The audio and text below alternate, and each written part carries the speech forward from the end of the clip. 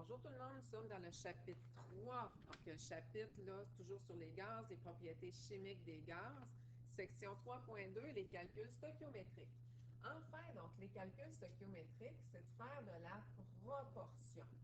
Fait que ça veut dire que, comme lorsqu'on fait un dessert, comme lorsqu'on fait donc une recette, ben, il faut garder donc les proportions.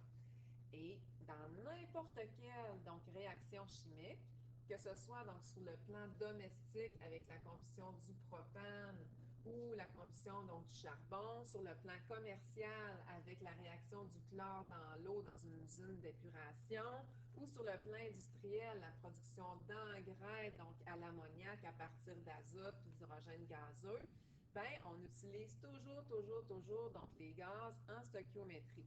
Donc, pour prévoir là, finalement le volume qu'on doit utiliser de gaz, donc au niveau des réactifs ou des produits.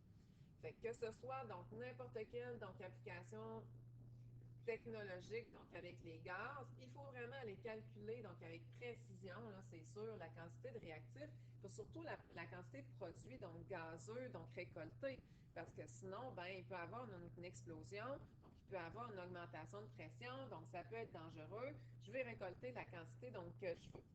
Fait que c'est sûr que les méthodes, donc la méthode de la stoichiométrie convient à toutes les réactions chimiques, mais quand on s'intéresse davantage donc au gaz, ben on va utiliser les volumes gazeux, donc les volumes molaires. Puis bien, c'est sûr qu'il va falloir tout le temps que nos équations chimiques soient balancées, mais moi je vais toujours donc vous les donner donc balancées.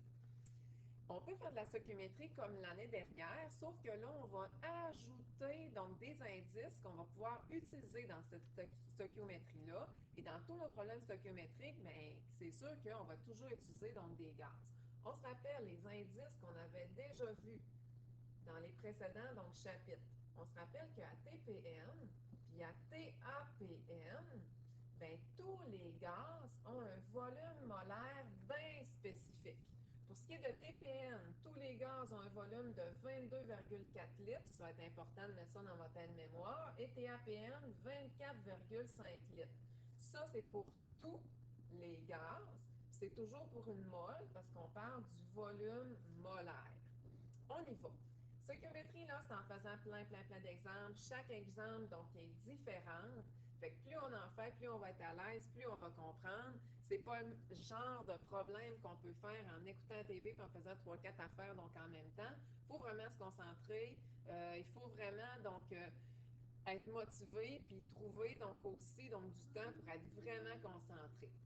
Quel volume, c'est ça qu'on va aller chercher, d'oxygène à TAPN a-t-on besoin pour la combustion de 300 g de propane dans un barbecue? En passant, aussitôt qu'on voit le mot TAPN, il faut allumer que le volume molaire de tous les gaz à TAPN est de 24,5 litres. Fait que ça va être notre indice. Avant de commencer, on écrit l'équation. On écrit l'équation balancée. Donc, elle va toujours vous être donnée balancée. Quand il n'y a rien, on sait qu'il y a une mole. On peut se mettre des petits indices, donc ici, là, mais tu sais, c'est vraiment pas nécessaire. Ça nous aide, donc on les met. Sinon, ben, on les met pas. Ici, ben, c'est tout simplement donc le nombre de moles. Et ici, donc, c'est la masse molaire, donc dans le tableau périodique, tout simplement, qu'on a été allé chercher pour chacun des réactifs, chacun des produits. Mais souvent, moi, je ne le fais pas. Deuxièmement, troisièmement plus, donc on se laisse de la place en dessous de chacun des réactifs, chacun des produits, pour aller écrire qu'est-ce qu'on nous demande dans la question. J'écris un Q là pour question. Et on relit le problème, puis on va écrire nos choses à la bonne place dans notre tableau. De quel volume d'oxygène? Oh, l'oxygène, donc c'est lui. Je sais là, que l'oxygène, c'est du O2. On cherche le volume, on cherche le nombre de litres. A-t-on besoin pour la combustion de 300 g de propane? Du propane, c'est du C3H8. Là, vous allez me dire comment je vais faire pour savoir que c'est lui le propane. Bien, c'est parce que c'est sûrement pas lui. Lui, c'est du dioxygène. Logiquement, ça, c'est du CO2, du dioxyde de carbone, et ça, c'est de l'eau. Fait que c'est sûr que le propane, veut pas, n'a pas le choix, c'est le C3H8, et j'en fais réagir 300 grammes. Fait que ça veut dire que je vais travailler avec le propane et avec le dioxygène. C'est les deux seuls qu'on me parle dans la question. Fait que ça ici et ça ici, je vais faire comme si ça n'existait pas. Pour faire un produit croisé, ben c'est sûr qu'il faut que je travaille avec les mêmes unités, genre gramme-gramme, litre-litre, ou je pourrais y aller gramme-gramme, litre-litre, pour faire mon produit croisé. Là, ben, étant donné que j'ai 300 grammes, je vais aller me trouver pour mon propane un indice en grammes. Bien facile, pour aller chercher un indice en grammes, je m'en vais dans mon tableau périodique. Je vais chercher donc la masse molaire de ma molécule de C3H8. Donc C, c'est 12, 12 fois 3 plus 8, là, parce que le H, là, c'est un chaque, qui va me donner aux alentours, donc je peux l'arrondir à 44. Comment je vais faire pour aller me chercher un indice en litres? Ben, c'est avec mon TAPN. Je sais que une mole de n'importe quel gaz à TAPN, c'est 24,5 litres. C'est qu'est-ce qu'on a écrit en haut. Mais moi, j'en ai 5 des moles. Fait que je vais faire tout simplement 5 fois 24,5 litres. Et là, je vais pouvoir faire mon produit croisé. Fait que je vais tout simplement donc multiplier mon 300 avec mon 122,5. Je vais aller faire mon petit calcul donc ici. Et je vais diviser par mon 44,11. Et ça va me donner mon nombre de litres, dans le fond, que j'ai besoin de mon dioxygène de O2, tout simplement. Regardez, dans le fond, là, si je l'explique autrement, logiquement, selon les proportions, j'ai une mole de propane. Une mole de propane, là, c'est 44,11 grammes. Puis, quand que je fais réagir 44,11 grammes, j'ai besoin de 5 moles de dioxygène. 5 moles de dioxygène, là, ça correspond, selon nos indices, notre truc, pardon, à 122,5 litres. Donc, moi, si j'en veux pas 44, j'en veux 300 des grammes. J'en fais réagir 300, bien, il va m'en falloir bien plus, moi, dans le fond, du dioxygène. C'est pour ça que j'arrive à un chiffre qui est plus gros. On fait un autre exemple. En faisant plein d'exemples, là, ça va comme un petit peu mieux, on comprend mieux.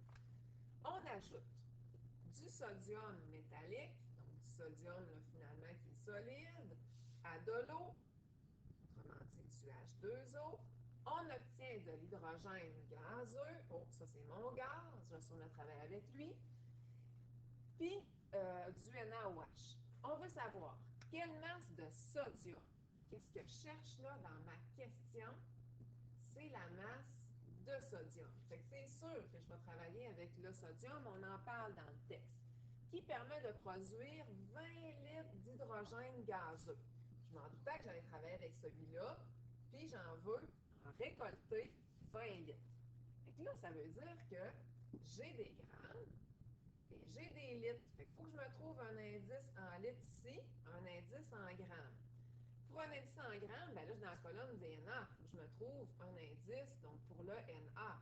Fait que je vais aller chercher dans mon tableau périodique la masse molaire du NA. Fait que je vais faire du NA 2 fois, qui va me donner 45,98. Un indice en litres, c'est super facile, parce que je suis à TAPN.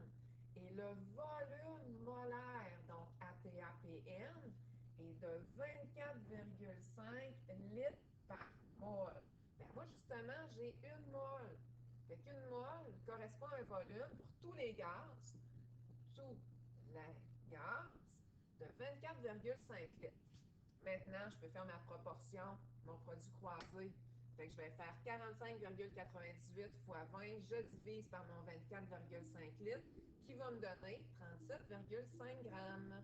Puis c'est normal, hein? C'est sûr que mon chiffre soit plus bas, parce que moi, ben, au départ, donc si je vais là avec la proportion finalement de cette équation-là, lorsque j'ai 2 moles de Na, autrement dit 45,98 grammes de Na, je suis censée récolter 24,5 litres. Mais si je veux en récolter 20, ben c'est sûr qu'il me faut un moins grand nombre donc, de moles. Fait que c'est normal que le chiffre soit moins élevé. Dernier problème, c'est lorsque je suis ni ATPN ni ATAPN. Autrement dit, qu'on me donne une pression et un volume, ben, une pression et une température plus spécifiques. Dans ce temps-là, je vais travailler avec la loi des gaz parfaits, avec PV est égal à nRT. C'est sûr. Regardez bien, là, je lis même pas. Là. Je vois pression, oh, je vois température. Oh, je sais que je vais travailler avec PV est égal à nRT. Je vais aller lire mon problème, je vais aller écrire mon équation, je vais distancer donc mes réactifs, mes produits. Si ça me tente, je peux là, mettre des petites notes, mais ça ne va vraiment pas être nécessaire. Qu'est-ce que je vais avoir besoin, là? C'est qu'est-ce que la question donc, va me donner. Fait qu'on nous dit, dans l'industrie, on utilise le procédé Haber, blablabla, pour fabriquer de l'ammoniac. Ah, ça c'est de l'ammoniac, puisque c'est ça que je vais avoir comme produit. Qui servira d'engrais en faisant réagir de l'azote. Donc, l'azote, on sait que c'est du N2, puis du dihydrogène. Dans la question, je trouve tout le temps quoi mettre dans mon tableau. Quel volume d'ammoniac? Moi, je cherche ça. Je cherche mon volume d'ammoniac. Ça, c'est l'ammoniac. À une pression de temps, une température de temps, peut être produit par la réaction complète de 7,5 kg d'hydrogène. Ah, fait que je vais travailler avec l'hydrogène.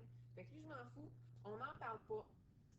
7,5 kg, c'est sûr qu'on va faire fois 1000 pour mettre ça en grammes, parce que les kilogrammes, on n'aime pas ça. On met toujours ça en grammes.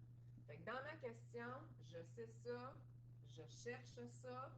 Fait qu'il faut que j'aille me chercher un indice en grammes pour le dihydrogène, puis il faut que j'aille me chercher un indice en litres ou en mol, ça va être davantage donc en mol, pour le NH3. Pourquoi je n'y vais pas en litres tout de suite?